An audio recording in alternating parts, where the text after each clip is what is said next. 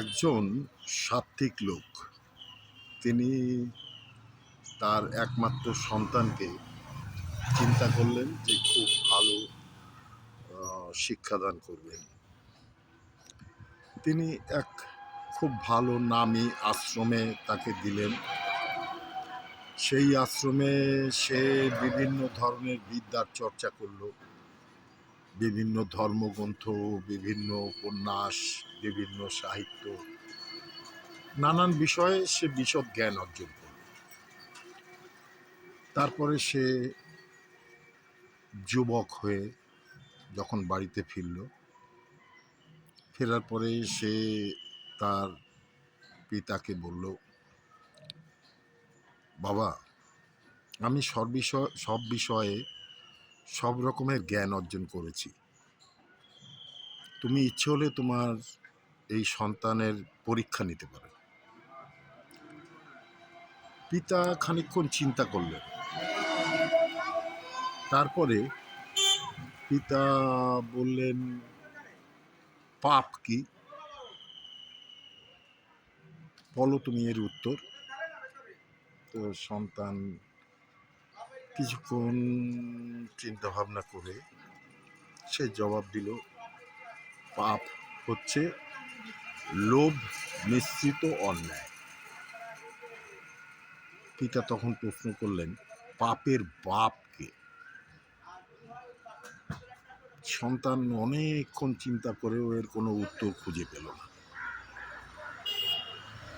সে তখন অত্যন্ত খেদের সাথে বলল, বাবা, আমি যতদিন তোমার এই প্রশ্নের উত্তর না পাচ্ছি ততদিন আমি এই গৃহে আর ফিরব না। সে বেরিয়ে গেল। চলতে চলতে বিভিন্ন লোকের কাছে, বিভিন্ন সাধু সঙ্গে, বিভিন্ন পরিচিত অপরিচিতের কাছে সবার কাছেই একই প্রশ্ন করে, পাপের বাবাকে। কেউই এর সঠিক উত্তর দিতে পারে না। তো এইভাবেই চলছিল। চলতে চলতে একদিন এক নিরালা নির্জন পথের বাঁকে একটা বাড়ি দেখে চিন্তা করলো, পিপাসার্থ আমি, এখান থেকে একটু জল পান করি। তো সেই গৃহের সামনে যেয়ে সে আওয়াজ দিল, গৃহে কেউ আছেন? আমি পিপাসার্থ, আমায় একটু জল দিন। গৃহ থেকে এক সুন্দরী রমণী বেরিয়ে আসলেন এক গ্লাস জল নিয়ে। তিনি এই পিপাসার্থ সন্তানকে সেই জলের গ্লাস এগিয়ে দিলেন। সেই জল পান করার পরে বলল, বাড়িতে কোনো গৃহকর্তা নেই? তখন সেই গৃহিণী বলল, না, এখানে আমি একা থাকি, আমি পতিতা। তখন ক্ষুব্ধ হয়ে গেল ছেলেটা। সে তখন বলল, তোমার এত স্পর্ধা, তুমি পতিতা হয়ে আমাকে জল পান করালে? আমি তোমায় অভিশাপ দিচ্ছি, তুমি নরকে গমন করবে। ওই নারী তখন সহাস্য মুখে বলল, আপনি তো পাপ করেই ফেলেছেন, এখন তো আপনাকে গঙ্গা স্নান করে শুদ্ধ হতে হবে।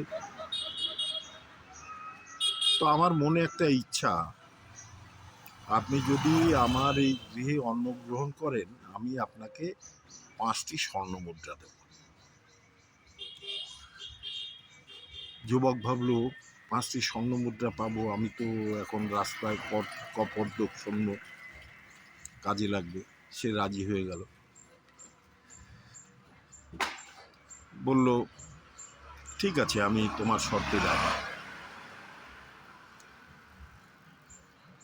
যখন অন্ন দেয়া হলো তাকে, তখন ওই রমণী বলল, আমার আরও একটি ইচ্ছা আছে। যুবক বলল, কি ইচ্ছা? বলল, আমি আপনাকে নিজ হস্তে খাইয়ে দিতে চাই। যুবক বলল, অসম্ভব, হতেই পারে না। তখন সেই নারী বলল, আমি এর বিনিময়ে আপনাকে 50টি স্বর্ণ মুদ্রা দেব। যুবক ভাবল, 50টা স্বর্ণ মুদ্রা এই মুহূর্তে আমার কাছে অনেক প্রয়োজন। সে রাজি হয়ে গেল।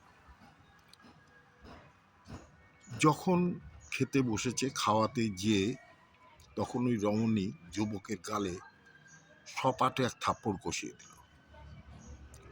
যুবক বলল, তোমার এত স্পর্ধা, তুমি আমার গায়ে হাত তুললে? রমণী বলল, আপনি আমার এই অন্ন খাইয়ে দেওয়াতে রাজি হলেন কেন? যুবক বলল, আমি তোমার সেবায় তুষ্ট হয়েছি তাই। রমণী তখন বলল, না, আপনি স্বর্ণ মুদ্রার জন্য রাজি হয়েছেন। স্বর্ণ মুদ্রার লোভে আপনি রাজি হয়েছেন। আপনি খুঁজছিলেন না পাপের বাবাকে? পাপের বাবা হলো লোভ, যে পাপকে সৃষ্টি করে। আপনি তো পাপ করেছেন। তো এই গল্পটা থেকে আমরা কি বুঝতে পারলাম? আপনার কি মনে হয়? আপনি উত্তর দিন।